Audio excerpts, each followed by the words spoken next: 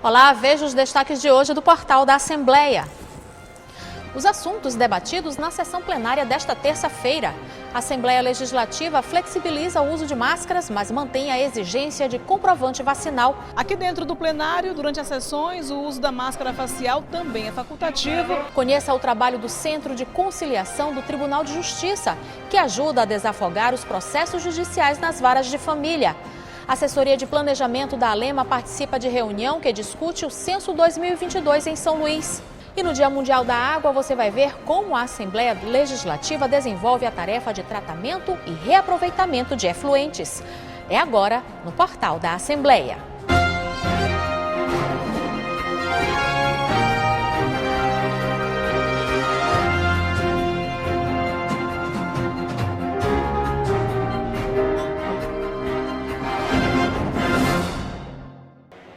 E a gente começa o portal indo direto ao plenário na GBI, que eu vou falar com o repórter Ronald II, que acompanhou a sessão plenária de hoje e vai contar pra gente como foi.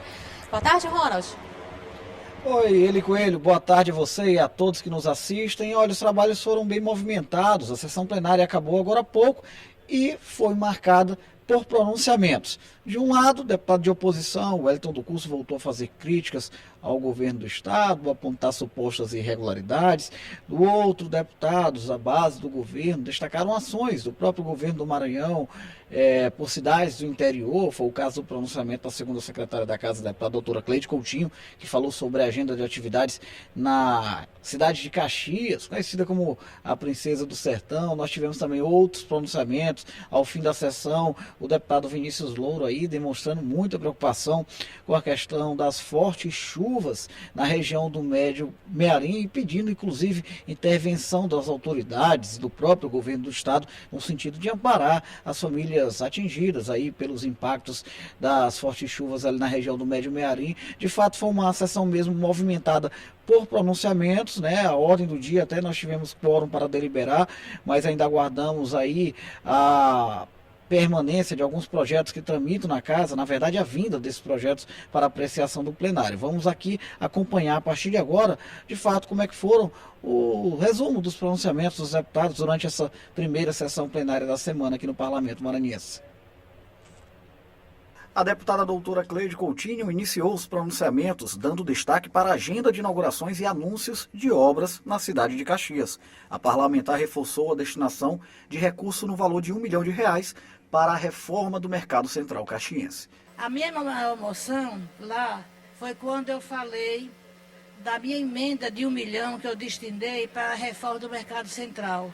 Esse mercado central é o coração de Caxias, é o coração político e social. A deputada Micael Damasceno falou sobre os trabalhos do Partido Trabalhista Brasileiro, o PTB, e fez uma reflexão sobre o atual cenário político-eleitoral. Aos nossos amigos maranhenses de direita, conservador, que queiram sair como candidatos a deputado estadual, a deputado federal, as portas do PTB estão abertas. Nós estamos aqui para sair, para tornar o PTB maior. O deputado Zé Inácio Lula falou sobre o Dia Internacional de Luta contra a Discriminação Racial. A edição da lei que torna o dia 20 de novembro, Dia da Consciência Negra, como feriado estadual. É bem verdade que esta lei nossa, que foi aprovada por este parlamento, ela está sendo questionada na Justiça, mas não tenho dúvida que nas instâncias superiores, no STJ, ou principalmente no Supremo Tribunal Federal do nosso país, a decisão será pela constitucionalidade desta lei que foi aprovada por unanimidade aqui neste parlamento. O deputado doutor Iglesias chamou a atenção para supostas falhas estruturais em terminais que atendem o transporte público de São Luís. O documento, inclusive, foi entregue em 9 de dezembro de 2021 pelo Procurador-Geral do Município, Aviação Primor, e afirmava que problemas na sustentação do telhado poderiam causar acidentes. É só no terminal da Coama que tem problema? Não. Desde 2019, nós entregamos um documento semelhante mostrando falhas estruturais severas, ainda mais graves, no terminal da Praia Grande. Já o deputado Wellington do Curso pediu redução de impostos no estado. O deputado Vinícius Louro falou sobre os impactos das fortes chuvas na região do Médio Mearim, pedindo o apoio de autoridades no sentido de amparar as famílias afetadas. Eu peço celeridade ao governo do estado do Maranhão, à Secretaria de Assistência Social, à Secretaria de Infraestrutura, à Secretaria de Saúde, que possa realmente mandar aí uma força-tarefa, um contingente de pessoas, um caminhão, uma estrutura da saúde que possa ir lá, dando total condições, amenizando o sofrimento da população nesse momento de desespero. Porque, apesar de todos os anos acontecerem essas enxurradas, as enchentes do Rio Mearim, nessas cidades, mas todo ano precisa-se também desse amparo, dessa assistência. Em defesa de mototaxistas e motoboys, o deputado Ciro Neto falou sobre lei de sua autoria que beneficia os profissionais. Protocolamos um requerimento solicitando ao senhor governador Flávio Dino que faça a regulamentação do restante da nossa lei. A nossa lei também trata de um incentivo para que os profissionais que utilizem a motocicleta como ferramenta de trabalho recebam no ato da renovação da sua frota. Na compra de uma motocicleta nova, ele terá direito a esse incentivo que possa vir de forma fiscal, na redução de impostos ou de outra forma, mas que devem ser regulamentadas pelo governador do estado. E nós protocolamos esse requerimento solicitando que o governador Flávio Dino também faça esta regulamentação para que esses profissionais possam utilizar a motocicleta, uma motocicleta nova, com segurança, para desenvolver suas atividades. Pois é, como você percebeu, com a diminuição dos casos de Covid no Maranhão, a Assembleia Legislativa publicou uma resolução flexibilizando o uso de máscaras de proteção facial nas instalações do Parlamento Estadual. Apesar do uso facultativo das máscaras, a Alema mantém o protocolo de etiqueta respiratória e disponibiliza o álcool em gel em locais de grande circulação de servidores. A obrigatoriedade da apresentação do comprovante vacinal para o acesso aos visitantes continua sendo exigido. Uma nova resolução administrativa da Assembleia Legislativa do Maranhão determina que passa a ser facultativo o uso de máscara de proteção facial dentro das instalações da sede do Parlamento Estadual, mas continuam mantidos o protocolo de etiqueta respiratória e a disponibilização de álcool em gel nos corredores e locais de grande circulação de pessoas.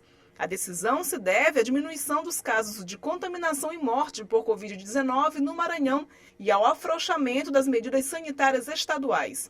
Ao mínimo sintoma, ao mínimo sinal de síndrome gripal, ao mínimo espirro que seja, que elas fiquem em casa, que elas se resguardem, que elas se cuidem, que procurem médicos, porque a gente não pode esquecer que a gente está numa pandemia. Ela não passou, apesar de que a gente já está percorrendo um tempo mais calmo, mas que a coisa não passou e que é importante que a gente fique sempre atento aos sinais, tá? E à vacinação também. Aqui dentro do plenário, durante as sessões, o uso da máscara facial também é facultativo, obedecendo às regras da nova resolução administrativa da Casa. Nós estamos podendo ter essa alternativa, mas eu particularmente recomendo. Aonde a gente se sentir seguro com essa casa, que todos estão vacinados, então a gente deixa de usar máscara, mas em lugares onde você está, ou em ambientes fechados, ou até mesmo em ambientes abertos, que você sinta uma certa insegurança e tenha vontade de usar máscara, você deve usar máscara, porque ela ainda é protetiva. O Maranhão é o estado que tem o menor índice de mortalidade por Covid, uma rede estruturada, a vacinação bem avançada, e isso nos permite a tranquilidade de andarmos em ambientes fechados sem uso de máscara. Tem muita cautela, porque é uma casa, como se diz, a casa do povo, onde entram e saem muitas pessoas por dia. E para proteger tanto os nossos visitantes, como para proteger os nossos servidores e a nós mesmos, deputados, nós precisamos ter esse critério. Que bom que com a redução do número de Covid, permitiu a Assembleia pensar em ser facultativo o uso de máscara. Logicamente, ela foi quem nos ajudou, é interessante a gente usar, mas permite que a gente não querendo também não usam. Então é muito interessante. Mesmo com a resolução, continua mantida a obrigatoriedade da apresentação do comprovante de vacinação de pelo menos 2 doses para o acesso de visitantes à Assembleia Legislativa, que será permitido apenas com prévia autorização do Gabinete Militar. Para os servidores da casa que manifestarem sintomas gripais ou de Covid-19, o setor de saúde mantém o acompanhamento médico. O setor de saúde retomou agora nessa última resolução o atendimento normal de servidores independentes, até porque a abertura da casa veio e aí a gente está preparado para receber tanto servidores quanto dependentes, mas também ainda com muita atenção com relação à pandemia, às ações que visam o controle da pandemia. E veja no próximo bloco, a assessoria de planejamento da Alema participa de reunião que discutiu o censo 2022 em São Luís. E conheça o trabalho do Centro de Conciliação do Tribunal de Justiça, que ajuda a desafogar os processos judiciais nas varas de família. É o que você acompanha logo após o intervalo.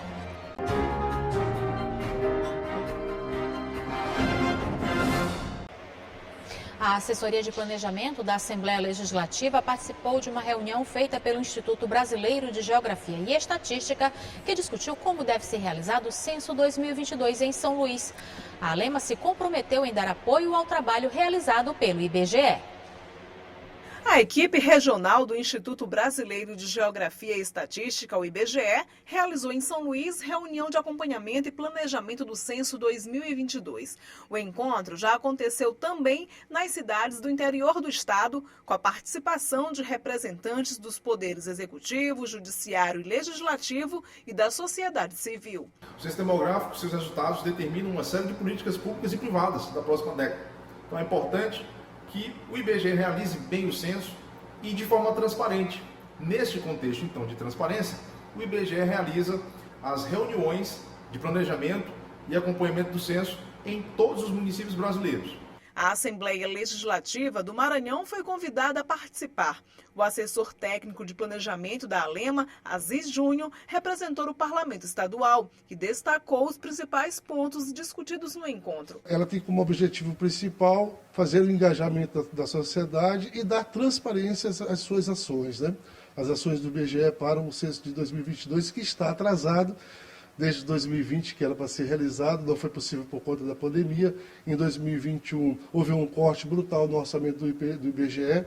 Para ter uma ideia, de 2 bilhões que estava previsto, só foi liberado 53 milhões, inviabilizando completamente os trabalhos, né? Mas agora, com essas reuniões, está previsto para começar em agosto, de fato, o censo de 2022. O censo do IBGE levanta informações importantes para a elaboração de políticas públicas em todo o território nacional, possibilitando assim o desenvolvimento socioeconômico do Brasil.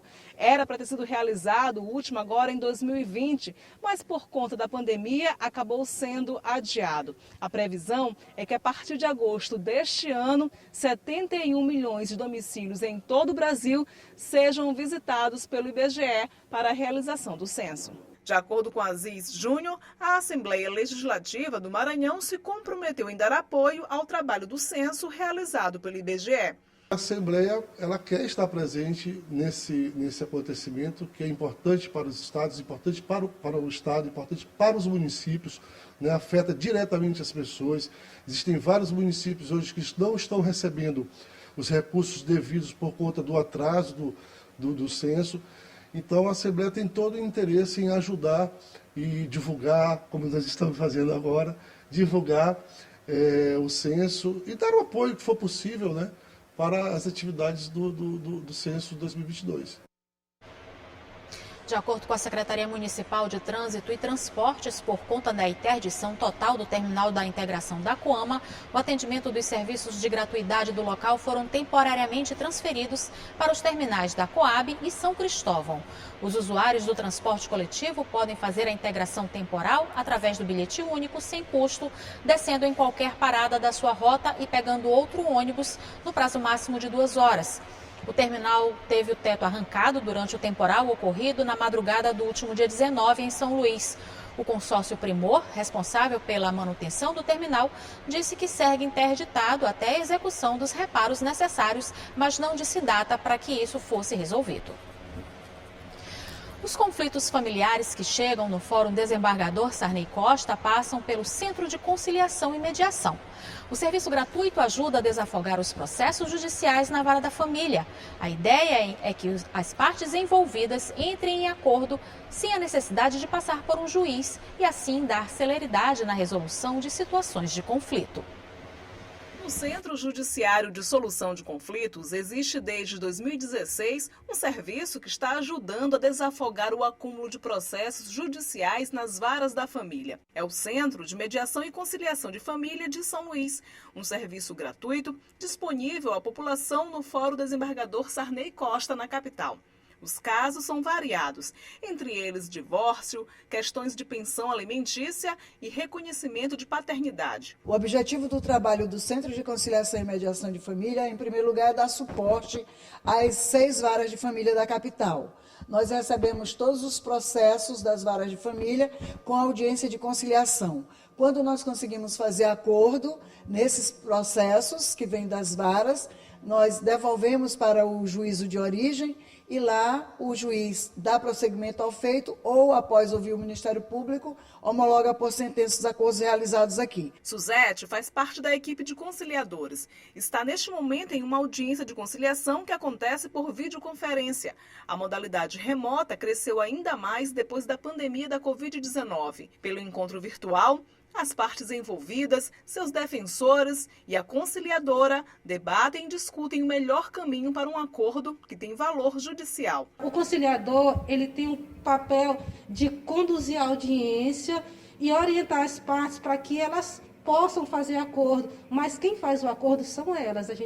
Nós, enquanto conciliadores, a gente orienta, assim como os defensores públicos, que 90% das partes que vêm para a audiência aqui no Centro de Conciliação são assistidos da Defensoria, o que é muito importante, porque os defensores, eles têm um papel de sobremaneira importante com relação a isso. Quando as partes entram em acordo e os casos são resolvidos aqui mesmo no Centro de Conciliação, eles não precisam mais ir para a esfera judicial, que são as audiências com a presença de um juiz. Por isso é importante o trabalho do Centro de Conciliação, porque ele dá celeridade ao trabalho da Justiça. Mas existem situações em que as partes não chegam a um consenso. Seu Otoniel participou presencialmente de uma audiência de conciliação com a ex-companheira que estava por via remota em outro país, para discutir o fim de união estável e partilha de bens. Mesmo com a intermediação do conciliador, eles não se entenderam e preferiram empurrar o caso para um processo judicial. E se resolvesse mais cedo era melhor, mais rápido possível, né? Mas como a outra parte entrou muito em contradição, aí não deu para fazer muita coisa. Eles tinham uma discordância entre alguns pontos que eram reconciliáveis. Então, o processo ele segue para a instrução com o magistrado, já que eles não conseguiram chegar num consenso. O Centro de Mediação e Conciliação de Família de São Luís realiza em média 30 audiências por dia de segunda a sexta, presenciais e remotas, mas a maior parte acontece por videoconferência. O agendamento para uma audiência pode ser feito pelos telefones 0800 707 158 e 98-3194 5555 ou ainda pelo WhatsApp 98-3194 5676. A audiência também pode ser agendada de forma presencial no fórum. O centro fica no 4º andar e funciona das 8 da manhã às 18 horas. Nós teremos 2 mutirões agora próximo, de 4 a 8 de abril e de 18 a 23 de abril. O mutirão de todos os centros de conciliação da capital, onde as pessoas podem vir nesse acolhimento resolver também seus problemas. E veja no próximo bloco, no Dia Mundial da Água, você vai ver como funciona a estação de tratamento de efluentes da Assembleia Legislativa. A gente volta já.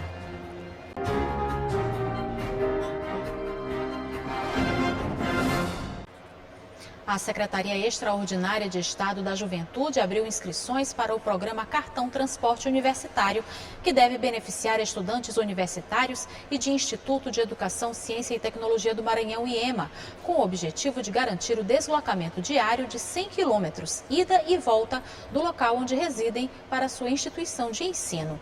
A inscrição pode ser feita no site transporteuniversitario.juventude.ma.gov.br. E este ano, o Dia Mundial da Água traz a preocupação de chamar a atenção sobre a importância de preservar esse recurso indispensável para a vida.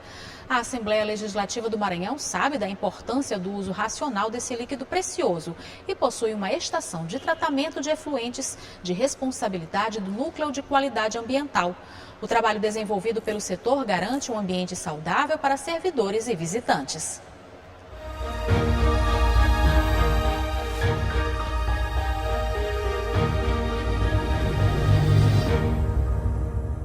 A Assembleia Legislativa do Maranhão é o único órgão público no estado com uma estação de tratamento de efluentes. O gerenciamento da estação cabe ao Núcleo de Qualidade Ambiental. Mas daqui também é feito o trabalho de acompanhamento das análises químicas e microbiológicas dos resíduos produzidos na sede do Poder Legislativo maranhense. O núcleo possui 6 servidores. A Isabel faz parte do time. E ela ressalta que o bem-estar de todos os servidores da Assembleia Legislativa é a essência de toda a atividade do núcleo. Esta é a estação de tratamento da Assembleia Legislativa. Por esses tanques, em média, mensalmente, passam 500 mil litros de efluentes que são tratados. Água e esgoto produzida pelas unidades da Assembleia Legislativa passam por tratamento químico e depois a água é reaproveitada para irrigação dos jardins da sede do Poder Legislativo. Além do carro-chefe de gerenciar a estação de tratamento de efluentes, o Núcleo de Qualidade Ambiental ele também faz alguns serviços voltados para o meio ambiente e para a qualidade de vida dos servidores. Por exemplo, o núcleo ele gerencia os trabalhos de detetização e sanitização. E atualmente, como nós estamos vivendo em uma pandemia, a sanitização ela tem se mostrado fundamental. Então, o núcleo ele faz esse gerenciamento desses 2 trabalhos, de detetização e sanitização. E o Núcleo de Qualidade Ambiental está se preparando para mais uma grande tarefa, que será o gerenciamento de todo o resíduo sólido produzido na Assembleia Legislativa. Nós estamos em desenvolvimento, estamos desenvolvendo, finalizando, na verdade, o plano de gerenciamento de resíduos sólidos, que o objetivo principal desse plano de gerenciamento é conscientizar os servidores sobre diminuir a produção de resíduos e, ao mesmo tempo, destinar os resíduos ambientalmente adequados. Esse é o objetivo principal. O núcleo tem um papel relevante porque garante aos servidores e visitantes do Poder Legislativo maranhense um ambiente saudável e importante para a qualidade de vida de todos.